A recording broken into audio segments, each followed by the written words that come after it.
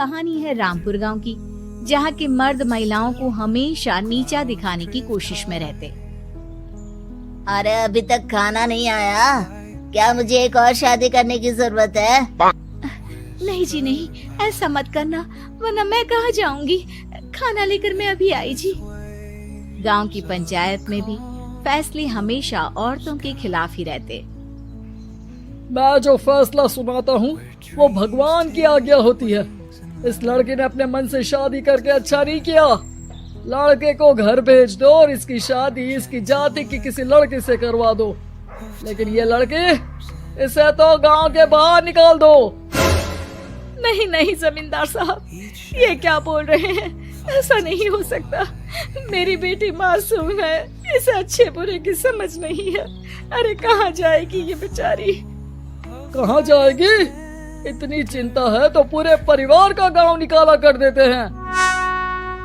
बेचारे पूरे बसे बसाए परिवार को गांव छोड़ना पड़ता है। चाहे जो हो, अगर बेटियों को कंट्रोल नहीं कर सकते तो गांव में रहने का कोई मतलब नहीं है। यहाँ औरतों को दब कर रहना होगा। कोई भी अपने हिसाब से कुछ नहीं कर सकता, सब ईश्वर की मर्जी से ही होगा। तभी गांव का एक आदमी दौड़ा दौड़ा आता है। सरपंच साहब, जमींदार साहब, वो कालिया है ना, उसकी बेटी पढ़ने के लिए शहर जा रही है। अच्छा, ये कब हो गया? और कालिया की हिम्मत कैसे हो गई ऐसा करने की? लेकर आओ उसे और उसकी बेटी को। बस फिर क्या था, हाजिर हो जाते हैं कालिया और उसकी बेटी सरपंच के सामने। और कालिया, ये क्या सुनने में आ रहा है? बेटी को इंजीनियर बना रहा है तू? और ये बता, गांव में तो स्कूल नहीं है, फिर कहां से इतनी क्लास पास कर गई तेरी बेटी? राधा, जो कि कालिया की बेटी है, उसे लगता है कि सरपंच उसकी तारीफ कर रहे हैं। सरपंच जी, मैंने ऑनलाइन पढ़ाई की है, डिस्टेंस लर्निंग से। सभी में मैंने अच्छे नंबर पाए हैं, जिसे देखते हुए शहर की इंजीनियरिंग कॉलेज में मुझे स्कॉलरशिप मिली है। वाह जी वाह, क्या होती है ये? पहले तो ये बताओ, फिर आगे की बात करते हैं। पूरा गांव राधा की बात सुन रहा था और राधा बोलती जा रही थी। तो ऐसे मैं फ्री में एक अच्छी शिक्षा लेकर गांव में जो कुछ परेशानियां हैं, जैसे बिजली, पानी और इंटरनेट जैसी समस्याओं के लिए काम करूंगी। मैं गांव को शहर से जोड़ने के लिए पुल का निर्माण करवाने का प्रस्ताव रखूंगी। मुझे पूरी उम्मीद है कि जल्द ही हमारा गांव भी तरक्की की राह पर चल पड़ेगा। राधा की बात सुनकर सारे गांव वाले ताली बजाने लगते हैं। सरपंच को समझ नहीं आता कि वो क्या करे। चुप रह नादान लड़की, गांव के खिलाफ जाने के लिए तुझे गांव से बेदखल कर दिया जाएगा, वो भी पूरे परिवार के साथ। और हाँ, अगर ठीक से गांव में रहना चाहती है तो ये पढ़ाई लिखाई छोड़ दे। हम तेरे लिए गांव का कोई होनहार लड़का देखेंगे। तभी गांव का एक आदमी बोल पड़ता है। अरे नहीं नहीं सरपंच जी, राधा बिटिया जो बता रही है, अगर वैसा हो जाए तो हम लोगों को पैसा कमाने के लिए बाहर नहीं जाना पड़ेगा। हाँ जी, और ना ही कोसों दूर पानी के लिए भटकना पड़ेगा। हमारे बच्चे भी अच्छी पढ़ाई कर सकेंगे और आगे बढ़ेंगे, ना कि हमारी तरह खेती करते बैठेंगे। क्यों गांव वालों, राधा बिटिया का साथ देना चाहिए ना। सरपंच देखता है कि गांव राधा के साथ है तो वो चुप हो जाता है। वो घर आकर अपने सलाहकार से बात करता है, जो बहुत ही चालाक किस्म का इंसान होता है। अरे सरपंच साहब, आपको बहुत ही होशियारी से काम लेना पड़ेगा। एक बार गांव तरक्की कर गया, यहाँ के बालक पढ़ लिए तो कोई ना पूछेगा आपको। और फिर ये जो बेटा और बेटी है ना आपके, इनको भी आम लोगों की तरह ही जीवन जीना होगा। हाँ, लेकिन करे तो क्या करे? वो ना आप मुझ पर छोड़ दीजिए, बस मैं जैसा बोलूं करते जाइए। अगले रोज सुबह जब गांव वाले सोकर उठते हैं तो राधा के घर के बाहर और साथ ही वो लोग जिन्होंने राधा का सपोर्ट किया था, उनके घर के आगे लाल रंग से कल आऊंगी लिखा होता है। कल आऊंगी, ये क्या होता है? अरे यह तो खून से लिखा है, लगता है कोई भूत प्रेत या चुड़ैल का साया है। चलो सरपंच जी के पास चलते हैं। सभी सरपंच के पास जाकर उसे सारी बात बताते हैं।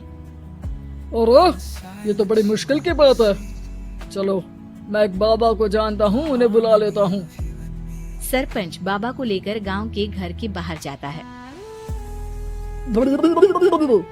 ओहो, तो ये वो चुड़ैल है जो उन लोगों को निशाना बनाते हैं जो गांव को बदलने का सपना देखते हैं। वो गांव को ऐसे ही संपन्न देखना चाहती है, वो नहीं चाहती कि कोई बाहरी यहाँ का कायाकल्प करे। क्या तुम लोगों में से किसी ने गांव को बदलने की सोच रखी है? तभी राधा की माँ रोते रोते आती है। मेरी राधा घर से गायब हो गई है। अरे कोई तो बचाओ, मेरी बच्ची कहाँ गई?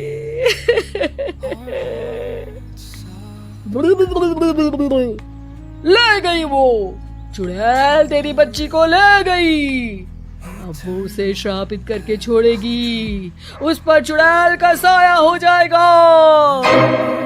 तभी बुरी सी हालत में राधा भी वहाँ आ जाती है। उसके बाल चुड़ैल की तरफ फैले होते हैं और कपड़ों में खून लगा होता है। सभी राधा को देखकर डर जाते हैं। माँ, पता नहीं मुझे कौन उठा कर ले गया था। अरे दूर दूर हो जा चुड़ैल, अब हम लोग इस गांव में नहीं रुकेंगे। अरे कैसी बातें कर रहे हैं आप?